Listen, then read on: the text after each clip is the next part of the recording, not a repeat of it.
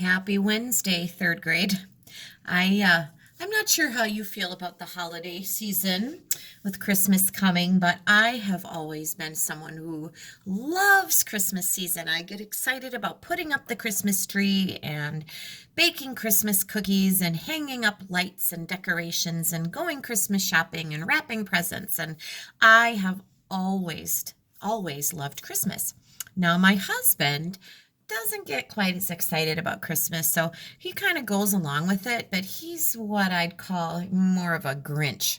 Now, I am guessing that all of you have heard the story written long ago by Dr. Seuss called How the Grinch Stole Christmas. And I am not actually going to share the whole story with you today because I think we should save it for when you come back next week. But I want you to start thinking for me, and I want you to do some very important writing for me today. And if you need to finish it as the week goes on, I want you to be able to bring this writing back with you in your envelope safe and sound when you come back to school. So I am a cheerful Christmas person. I'm like a happy elf. And so here you are.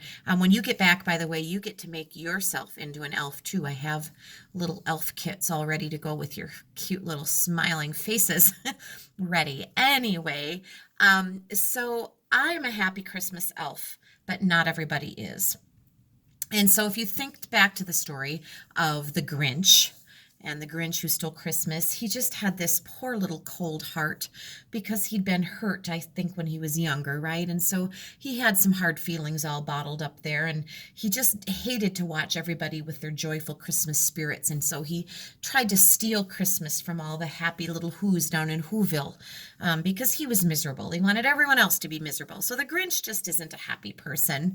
And as the story goes on, of course, we know that in the end, little Cindy Lou Who helps the Grinch, and in the end, the Grinch finds his Christmas spirit, and he is happy, and he smiles, and his heart grows 10 times bigger, and it has a happy ending. Now, here's your job today. You may have found this. I hope you found this in your envelope. The title of this writing that I'm going to ask you to do is How to Make a Grinch Grin. Now, you could be thinking of the Grinch character from the story, the crabby old Grinch, it's ornery at the world, or maybe you know somebody that we could call a Grinch because they're kind of cranky, or they don't get excited about Christmas and they don't have the Christmas spirit. So I think that our job as happy little Christmas elves is to try to spread Christmas spirit. So I want you to think about this for a little bit. I want you to have fun with this writing assignment. I want you to start thinking of some ways that you might be able to make a Grinch grin. Now, a grin is smile. So if you have a cranky old Grinch in your life, or if you're thinking about the storybook character, what are some things that you possibly could do to make the Grinch grin? Could you give the Grinch a special gift? Could you spend some time with the Grinch in a way that might make that Grinch happy? What could you possibly do? Now, I've had classes do this before, and we've had some really fun ideas, telling the Grinch jokes and going on a date with the Grinch and doing this and this and this and bringing the Grinch this and doing this for the Grinch. I want you to be creative, and it's okay to be funny, okay? Now, what we're going to do is when you bring this back next week, we are going to make a Grinch. You're going to make your own Grinch that out of construction paper, and it's going to hold on to this paper, and I would like to hang these up in the hallway actually so that people can read your stories. So here's what I'm going to ask you to do.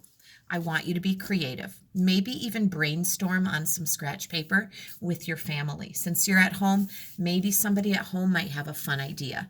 And you can have more than one idea, or you could have one really good idea and you could write about it in a lot of detail. Now, I am not going to tell you that you have to fill every line on this page. There are a lot of lines, but I do expect you to do more than just a couple lines, all right? I want you to put some thought into it. Aim for a good half a page, and if it ends up going longer, that's great. Make sure that you use your best handwriting.